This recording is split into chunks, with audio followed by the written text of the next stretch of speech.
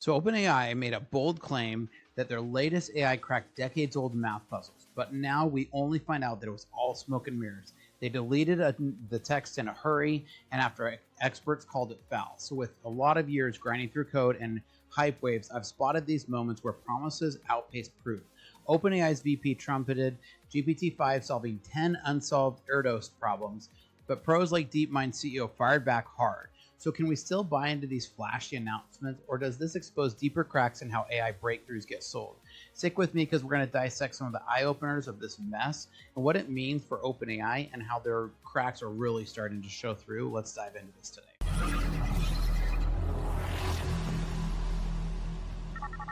All right, so OpenAI's math claims, well, it crumbled faster under scrutiny, echoing overhyped tech stories that I've navigated before. So we're going to unpack some of the key takeaways from this fiasco. Now, as always, make sure you drop your comments down below because I love to hear from you guys. And the biggest compliment I can give is when you guys tell me your thoughts and tell me how dumb you think OpenAI is with this. So let's jump over here and take a look at these ones today. So OpenAI's embarrassing math. So hoisted by their own GPT. That's how Meta Chief's AI scientist Jan LeChen described blowback after OpenAI research did a victory lap over GPT's 5 supposed math. Thank you, Papa Bats. Google DeepMind CEO added, this is embarrassing. The Decoder reports that it since deleted the tweet. OpenAI VP Kevin Whale declared that GPT-5 found solutions to 10 previously unsolved Erdős problems. Man, really? And made progress on 11 others. Erdős problems are famous conjectures posed by mathematician Paul Erdős. However, mathematician Thomas Bloom, who maintains the Erdős problems website, said Whale's post a dramatic misrepresentation while these problems were indeed listed as open on Bloom's website, and he said that only means I personally am unaware of a paper which solves it. So in other words, it's not accurate to claim GPT-5 was able to solve previously unsolved problems. Instead, Bloom wrote, GPT-5 found references which solved these problems, and I personally was unaware of. So essentially, GPT-5 went out and found somebody else's who had posted some solutions to these problems that person wasn't aware of. And they then claimed them as saying that it had solved it, when in reality, it actually just scraped some website and regurgitated the information. Because come on, guys, this is what regenerative AI does. It's pattern matching and regurgitation at a super fast pace. Now, again, I'm not saying we shouldn't be using AI. Everybody's going to come at me and be like, you just hate AI. That's not it. But I've painted for GPT, so they painted GPT-5 as a genius cracking puzzles stumping humans for real. Now, excitement spread quick, hitting AI pushing real scientific boundaries. But pros started to question the wording right away. So mathematician Thomas Bloom, who runs the Erdős site, called it a total misread. His open label just means he hadn't logged known fixes yet. So this flipped the narrative from breakthrough to basic search. It's like claiming victory for finding a lost memo on your desk. So Meta's VP of AI quipped that it got hoisted by their own GPT, whatever. I don't really love that word, so I'm not going to repeat what he's saying here. But this is embarrassing, DeepMind says. So their jabs highlight sloppy communications from a top AI player. It sparked debates over overclaiming in a field chasing billions. So it's funny how big names trip over their own excitement. This ties back to must-have skills like clear problem-solving, clear problem-solving tech. So Whale scrubbed his post after the heat built up. Others like Bubek followed, deleting their echoes. This move screamed damage control over owning the mix-up, instead of over owning the mix-up. So this left folks wondering about transparency in AI firms.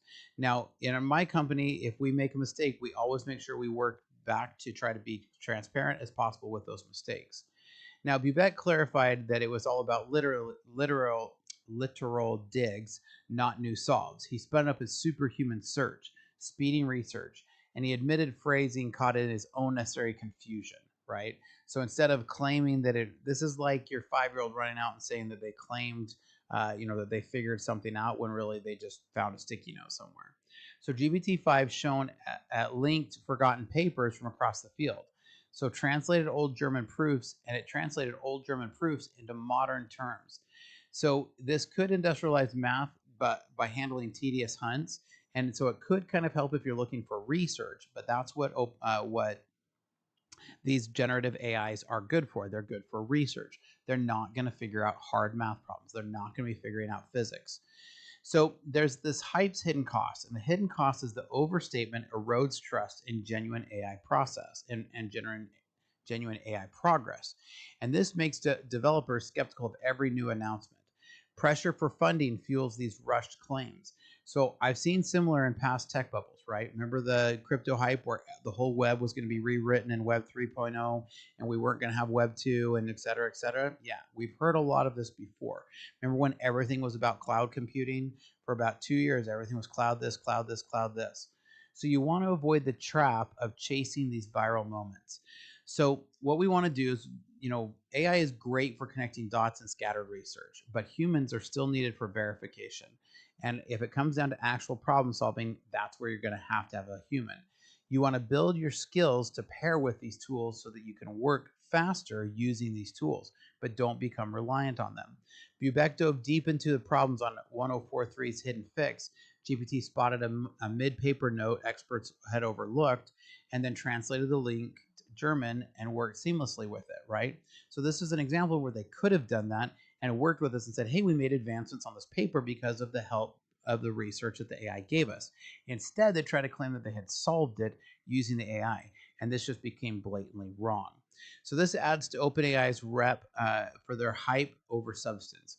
Now, there's a lot of recent gaffes like Sora rules that have fueled doubts. Industry watches how they handle these fallouts, and smart teams are going to verify before they amplify. So one of the things that you always want to make sure you're doing is you're building tools that keep humans in the loop, because humans are the ones that can do the problem solving. So the dev takeaway here amid the hype is you want to sharpen your critical eye on AI claims. Use tools to boost, not replace, your edge as a human. Focus on fundamentals like debuggings. Check hype cycles that come and go, and make sure you continue to build on your skills. So you want to stay grounded in real software development principles so you can continue to thrive for a long time. Now, I also want to say we want to emphasize the honest wins, like the research acceleration that AI is going to bring. We also want to pair human insight with machine research, and we want to avoid overpromising to build real trust, because these overpromises erode the trust, which then makes all of us start to pull back from wanting to use AI. The future lies in AI being collaborative with humans. So I've worked with teams and we've had great success building out awesome AI tools for clients. So if we can help your company build some great tools or connect some systems, reach out to us, because that's our specialty. Here at Startup Hack, we love to build custom software solutions for companies by helping them connect systems. And here's some great information about our services. Hi, I'm Spencer, a fractional CTO. With over a decade of executive leadership and 25 years in software development, I've transformed technology teams and products for businesses just like yours. As your fractional CTO, you get the strategic guidance of a seasoned technology executive without the full-time commitment. Perfect for companies ready to leverage cutting-edge technology without expanding headcount. My team at Startup Hack has already built advanced AI agents for small and medium businesses, automating complex workflows and delivering advanced ROI to human workflows. We specialize in creating custom software that connects your systems into a single coherent technology ecosystem. Our development approach focuses on tangible business outcomes. For one client, we developed AI-powered workflows that cut days off of human processes. For another company, by connecting multiple systems, we reduced processing time to increase their ROI by over 75%.